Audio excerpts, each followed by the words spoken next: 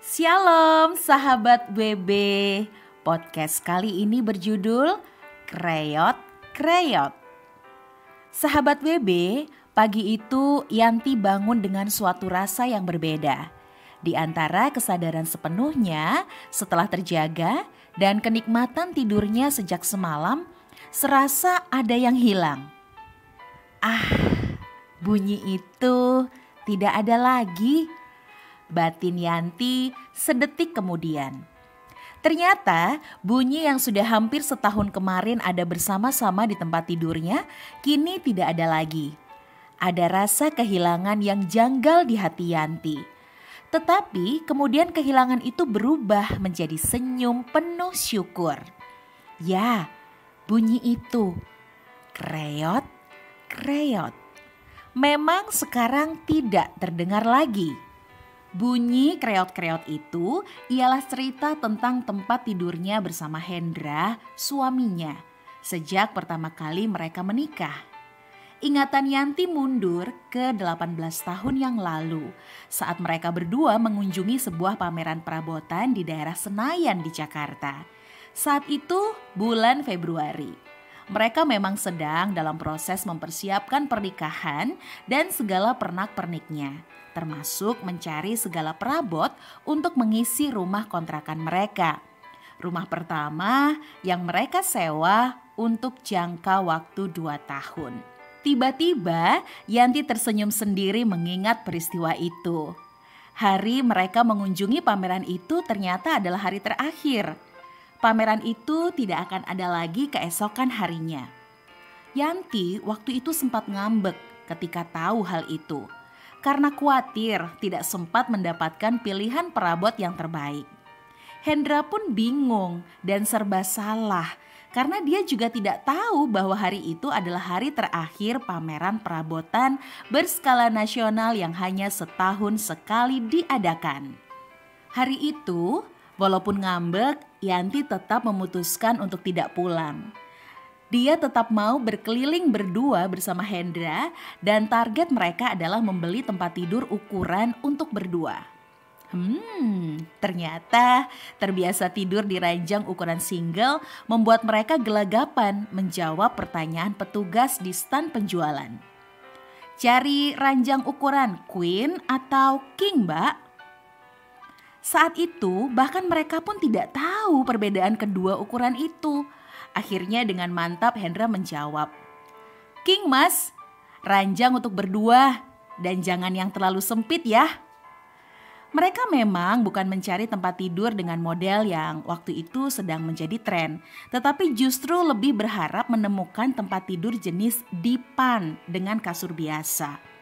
Mungkin hal itu dipengaruhi oleh keinginan Yanti yang terinspirasi melihat ranjang yang dipakai kedua orang tuanya selama ini, yang memang terlihat lebih kuat dan tidak merepotkan saat dipindah-pindahkan posisinya.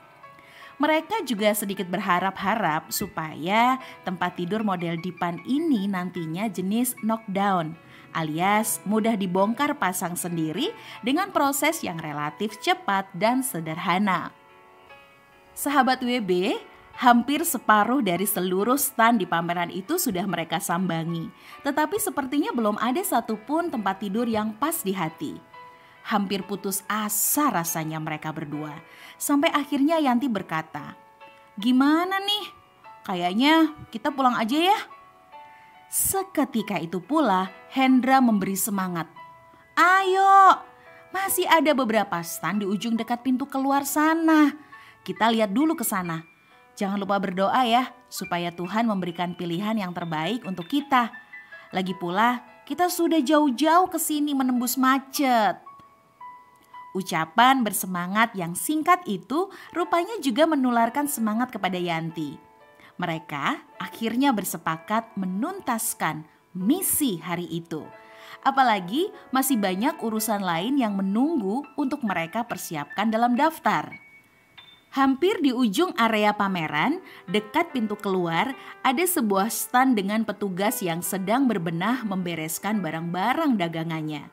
Tiba-tiba mata Yanti berhenti pada sebuah tempat tidur yang dipajang di stan itu. sebuah ranjang dipan dari kayu berkasur biasa dengan motif kepala ranjang yang sederhana tetapi terlihat kokoh. Yanti langsung jatuh hati kepada tempat tidur itu.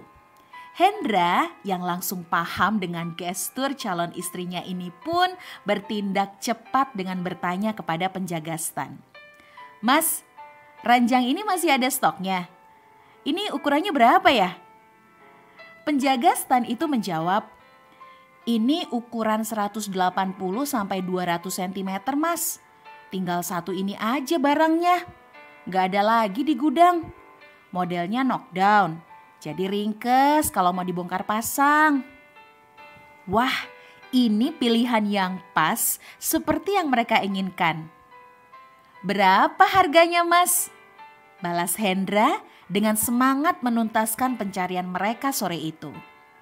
Penjaga stan itu langsung permisi untuk berdiskusi dengan atasannya dan segera kembali menemui Yanti dan Hendra yang sedang menunggu sambil berharap-harap cemas apakah harga tempat tidur itu sesuai dengan anggaran mereka.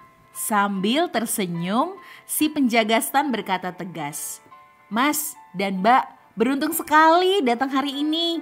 Ini adalah hari terakhir pameran dan ranjang ini memang tersisa yang satu di pajangan ini saja. Kalau langsung dibayar, barang bisa langsung kami siapkan untuk dibawa pulang. Nah, kami berikan harga khusus, diskon 50%. Harganya jadi..." Hendra dan Yanti melongo mendengar ucapan penjaga stan itu. Mereka tidak menyangka bahwa kedatangan mereka sore menjelang malam di hari terakhir pameran itu, bahkan ke stan di ujung area itu tidak sia-sia. Selain segala detailnya pas dengan keinginan, harga tempat tidur itu setelah diskon adalah persis dengan anggaran yang telah mereka siapkan. Tuhan telah mempersiapkan segala sesuatunya dengan tepat dan sempurna. "Iya mas, kami ambil dan langsung bayar sekarang." Dan demikianlah kisah si tempat tidur yang telah menemani kehidupan pernikahan mereka selama 18 tahun ini. Senyum Yanti masih menggantung di bibirnya pagi itu, mengingat semua kejadian yang pernah mereka alami bersama si tempat tidur ini. Benaknya terbayang, dari 7 kali mereka pernah mengalami banjir, rasanya sudah 5 kali tempat tidur ini terendam banjir. Dari mudah dibongkar pasang sampai semua baut-baut penyambungnya mulai berkarat dan setahun terakhir ini mulai bernyanyi. Kreot, kreot. Tempat tidur ini selalu setia menemani tidur mereka setiap malam hingga pagi hari. Beberapa kali Yanti berdiskusi dengan Hendra setahun belakangan ini bahwa sudah waktunya mereka mengganti tempat tidur. Tetapi memang kebutuhan keluarga saat itu masih banyak. Selain ada biaya renovasi rumah yang dilanjutkan dengan cicilan KPR setiap bulannya. Di atas kertas, mereka perlu menunda pembelian tempat tidur baru. Dan itulah yang mereka sepakati. Belajar menikmati setiap harinya dengan tempat tidur yang ada di saat ini dulu. Seperti biasa, jika ada kebutuhan yang belum bisa dipenuhi, mereka menuliskan kebutuhan itu di daftar doa. Kali ini, kebutuhan tempat tidur yang baru pun masuk di daftar doa mereka.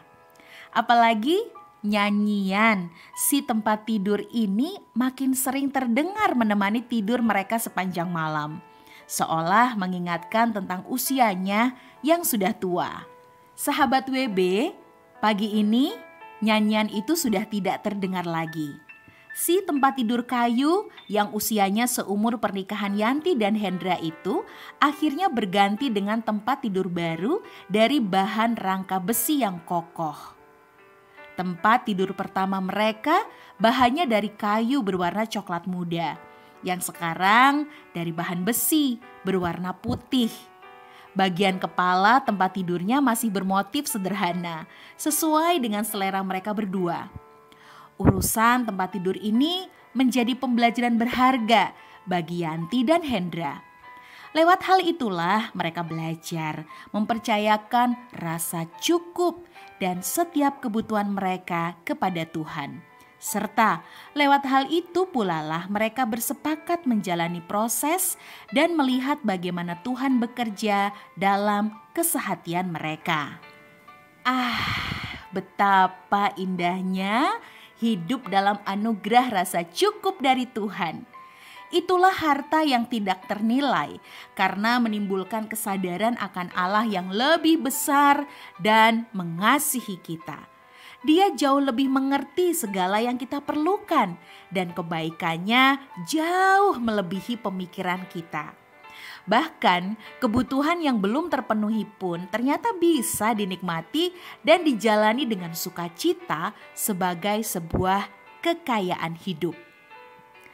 Yanti menghela nafas, lalu melantunkan syukur di dalam hatinya. Bapa di surga, terima kasih untuk anugerah-Mu yang tidak terbatas. Terima kasih untuk tempat tidur kayu yang Tuhan berikan untuk kami selama 18 tahun terakhir. Terima kasih juga untuk bunyi kreot-kreot yang kami dengar selama setahun terakhir. Terima kasih untuk rasa cukup yang Engkau berikan dalam proses penantian kami. Dan terima kasih untuk tempat tidur yang baru ini. Terima kasih Bapa, Engkau baik. Di dalam nama Tuhan Yesus Kristus, aku mengucap syukur. Amin.